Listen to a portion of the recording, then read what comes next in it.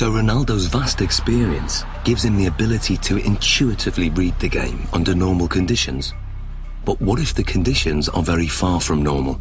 Can Ronaldo still hit the back of the net if all the lights are turned off and he's in complete darkness? Okay, what we're going to do, we're going to have Andy feeding the balls in as if it's a cross, and then sometime in the ball flight, the lights are going to go black, so you won't be able to see anything at all. We're expecting you to be able to put the ball in the goal. That's what we're hoping will happen. We're hoping that you'll have picked up some advanced cues from Andy's body position, the shapes, the positioning of his feet and his hips, and therefore will be able to tell exactly where the ball's going to go and get yourself in the right position, even though you can't see it. Okay. Taking Ronaldo on in this seemingly impossible test is an amateur footballer called Ronald. Come and join me, Ronald. Ronaldo. So we've got Ronald in here, same age as you, roughly the same height. We're going to use Ronald as a comparison and see how he reacts doing this same test. Ronald is going first. Dark!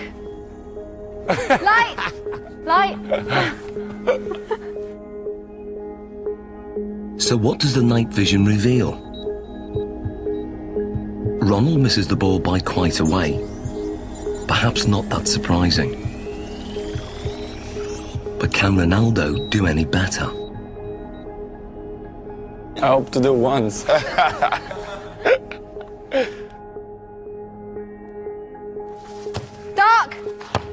Light! Aye, that's one straight in the bag.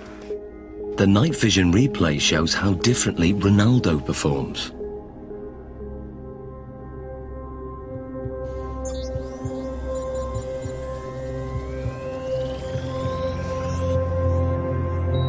To confirm that wasn't just luck, another attempt. Dark! Light! Love that. Be careful.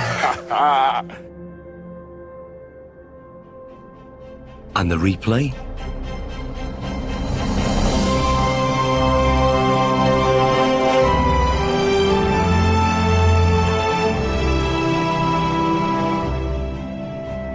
How hard is that? It's difficult because it's changed a lot. Yeah. Because you are focusing the ball, and after the light, you have to try to memorize the ball. Human reaction time is about 200 milliseconds, and by 500 milliseconds, Ronaldo's subconscious has interpreted Andy's body language, worked out which direction the ball will go in, calculated its speed and trajectory, and then programmed his body to reach it at the optimum moment. Love that.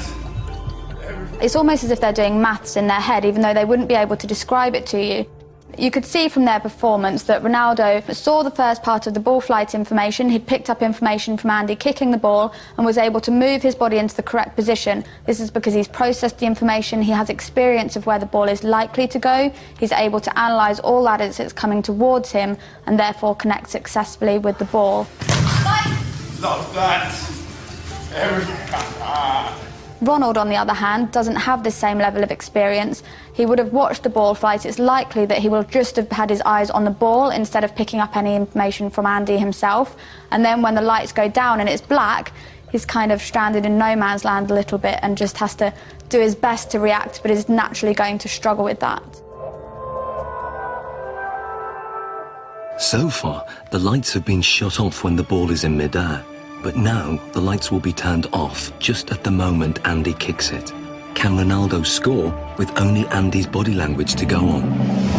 Here you go, we'll get one. We good? Yeah, good. Okay, Ronaldo. Dark! Light. Light. Aye. Ronaldo, quality. What was that, shoulder? Back. Great finish, great finish.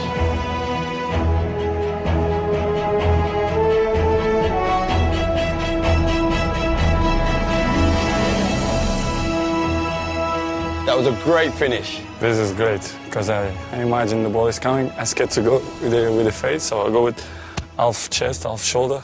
and then put the ball inside. Quality, great finish. So Zoe, tell me, how difficult is that? I mean, the last one, when we adjusted the time of the lighting. Yeah, it's so difficult. They've done studies like this using computer simulations, so you watch it on a computer and just have to say where the ball's going, and from them they can see that elite athletes can tell much earlier where the ball's coming from, but to have to actually produce a physical response when a ball is flying at you, then it's really good skills, amazing. Top man, that's ledge. Thank you. I was dreading I was going to hit you in your face with one of them balls. That was my worst fear. The test proves that Ronaldo can perform an almost impossible task. He can make decisions this quickly and with such little information to go on because in his subconscious he's an expert in the science involved.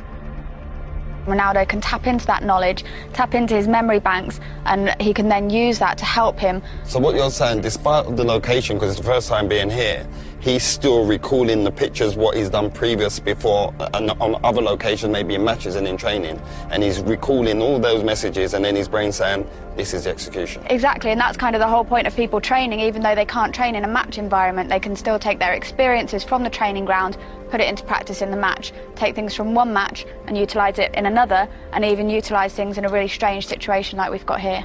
In terms of the match, this means that instead of having to track the ball completely onto his foot, he could be scanning to see where the goalkeeper is, if there's any movement there, so he can then place his shot past where the goalkeeper might be. Well, it's base of my success is to improve myself all the time. So this is why I'm one of the best players in the world.